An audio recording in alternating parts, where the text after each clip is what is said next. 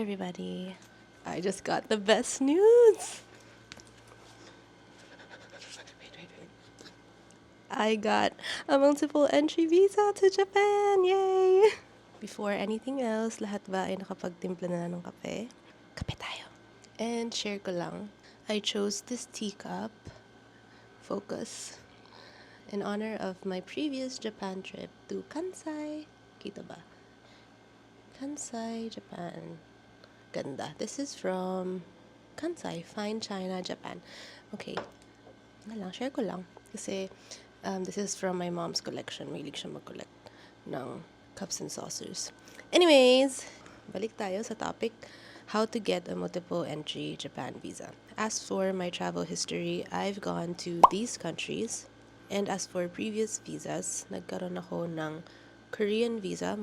Hindi ako yung naglakad nun. I was a minor back then. Si mama yung naglakad for us ng kapatid ko. And at that time, my mom had a US visa for work. My mom, my sister, and I, nag-grant kami ng 5 years Korean visa. Which I think is because of my mom's US visa.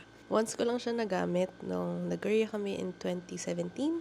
And then, di pa ako nakabalik after noon. Nag-expire na siya nung 2022. And then I also had a single entry Japan visa. I promised myself that I want to go to Japan at least once a year kasi nagustuhan ko talaga. And so, I dreamed of having a multiple entry visa. Noong una, plano ko lang sana mag-apply ulit for single kasi for me, parang risky pa mag-apply for multiple kasi nakapag-book na kami ng ticket. Sorry! May mura na kaming nakita. So, binook na namin nung early January. Then, buti na lang masipag yung friend ko na kasama kong mag-Japan. Masipag siyang magtingin ng mga requirements, ng itinerary, ganyan. Bigla siyang tumawag, kailangan na natin magpasa tomorrow. Kasi 2 months na daw ang pag-process ng Japan visa. And prepared naman ako, wala naman akong kulang. Pero kasi, kinakabahan ako na magpasa for multiple entry kasi yun nga, nakapag-book na kami ng ticket and what if, parang feeling ko mas malaki yung chance ma-approve pag single entry lang muna. Pero ayun, sabi niya, hindi, ano na yan, pasado ka na yan eh. Meron ka naman ng single entry before, maganda naman yung travel record ko, and we're employed in a top 1,000 company. So sabi ko, sige na nga, apply na tayo. Nakapag-book kami ng flight ticket January 10. And then, January 12, panic na. Discover ni sis, matagal na daw ang pag-process ng visa application ngayon. Okay, ito yung resibo namin from the travel agency. Nagpasa kami, January 13 na rin. Early March yung aming flight.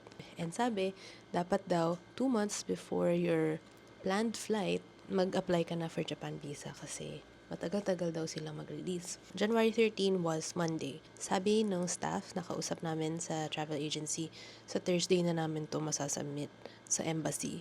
So kami, sige po, dasal-dasal na lang talaga. And that is why I was so surprised na may tumawag na sa akin noong January 24, Friday, which is more than a week lang after we submitted. And sabi, punta na po kayo dito, nandito na po yung results nyo. Medyo kinabahan ako kasi sabi ko, oh my God, baka denied kasi ang bilis.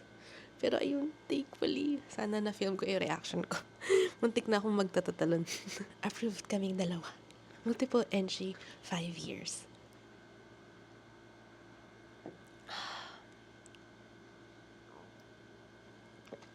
Sarap init. Dito tayo sa Japan Multiple Entry Tourist Visa Requirements. Okay, so number 1, Philippine passport. Siyempre, dapat valid yan. And of course, dapat hindi mag-expire within at least 6 months. And next, yung accomplished visa application form. You can find this sa website ng Japan Embassy. 45 by 35 mm photo with white background. Pag sinabi mo naman dun sa picture na pang Japan visa po, alam na nila yun. Next ay birth certificate. Dapat from NSO. Hindi PSA, NSO dapat. Hindi na ako nag-submit nito kasi meron na akong single entry visa before. And kapag hindi mo first time applicant, hindi mo na kailangang mag-submit ulit ng birth certificate. And nga pala, dapat yung birth certificate from NSO ay kinuha lang within 1 year. So last year, when I was applying for a single entry visa, kinailangan kong umorder ulit ng bagong copy. Yung birth certificate ko sa bahay, matagal ko ng kopya yun. Gusto ng embassy, within 1 year mo lang nakuha. So, ayun. If married, kailangan ng marriage contract. So, can't relate. Sana all. Charing. So, for employees, bank certificate, usually may bayad siya na 200 to 50, depende sa bank. Next is your ITR, income tax return, or 2316. Yung 2316 ko, nagre-request lang ako sa company ko. Next, certificate of employment. Again, nag-request lang din ako from the company. Mabilis naman sila mag-respond, parang automatic. Once clinic ko yung submit request, wala pang 5 minutes, dumating na siya sa email ko. Parang automated na siya, sa case ko Pero para sure, huwag nyo nang paabutin ng days before lang kayo magre-request. 1 to 2 weeks before, mag-request na kayo from your HR. Baka manual pa, baka kailangan pa ng approval, ng manager, or kung ano man. Additional requirements for multiple entry, Japan itinerary. Nitong time na to, since kakabook lang namin ng ticket, tas biglang mag-apply na kami, ineme-eme lang namin yung itinerary. Kailangan lang may date, activity, contact number, and accommodation. And itong mga to, hindi naman kailangang nabook mo na siya talaga. And for accommodation, maghanap ka lang ng kung anong hotel sa Agoda. And lagay mo din yung contact number nila. Di kailangan sobrang detailed, di mo kailangan ilagay kung anong train station ka sasakay or whatnot. Di na yun kailangan. Next, request for multiple entry temporary visa. Da-download mo din siya from the Japan Embassy website. Sabi ng staff, lahat ng nag-a-apply sa'yo, i-tick mo, i-check mo. So, chinek namin yung number 1, a frequent traveler to Japan.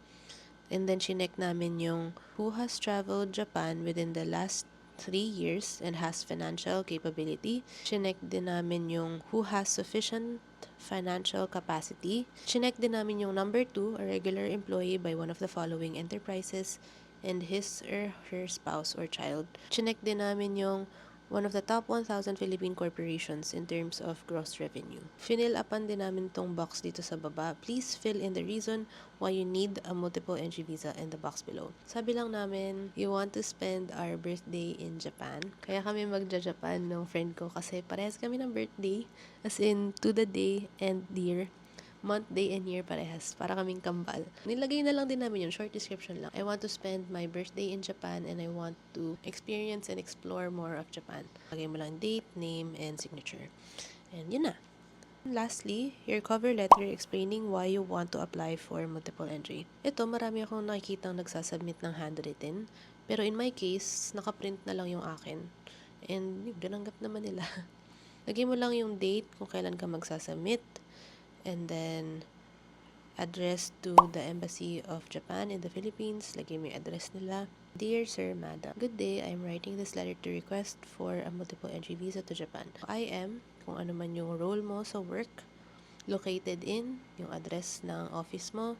I recently passed the Certified Public Accountant Licensure Examination held on December 6, 7, and 8, 2024 and will have my oath-taking ceremonies this coming January 27, 2024 at PICC in Pasay. I will register for the PRC license card thereafter. Minention ko lang to kasi pampalakas daw yung PRC ID. May mga kilala ko na kasama sa pag-submit nila yung PRC ID nila and nag-grant sila ng 10 years. So, ayun, nilagay ko na lang din to kahit wala pa talaga. Hindi ko pa lang siya nare-register pero magkaka-PRC ID ako. Then, second paragraph kung bakit ko gusto magka-multiple entry. I visited Japan last year. I explored the Kansai region and was enthralled by its perfect blend of nature, history, and technology. Japan food is one of my favorite cuisines, and I am very fond of Japanese skincare, especially sunscreens. I love the culture of respect and kindness among the Japanese people. They go above and beyond when I ask them for directions, what the best-selling products are, and how to use the self-service counters. I wish to experience and explore more of this beautiful country. In recent years, I've also traveled to other countries such as Hong Kong, Macau, Indonesia, and Malaysia. I have a good travel record, and before arriving, I researched the policies and customs of the country I will go to. I have no record and have no intention of overstaying my visit. I am hoping for your kind consideration. Thank you very much. Respectfully, Kali. Sabi nila, it's better to make it personal. So, itong second paragraph ko, this is very personal to me. Ito yung na-experience ko. This is really how I feel about Japan. And this is what I experienced. Talagang very respectful sila. And Favorite ko talaga ang Japan skincare. If nakita niyo yung TikTok video ko about empties, ang daming Japan skincare doon. Make it personal to you and pakita mo talaga na gusto-gusto mong magpaulit-ulit sa Japan. And that's how I really feel. So, sinabi ko yun sa cover letter ko. Yun na lahat ng sinubmit namin. Sa Attic Travel kami nag-apply. Yung single entry visa ko sa Travel Bros. 3,360 divided by 2. 1,680. That is how I got my 5-year multiple entry visa to Japan. Thank you so much for watching. If you want to see more, please like this video, subscribe, leave a comment, show some love. And I will see you on my next video.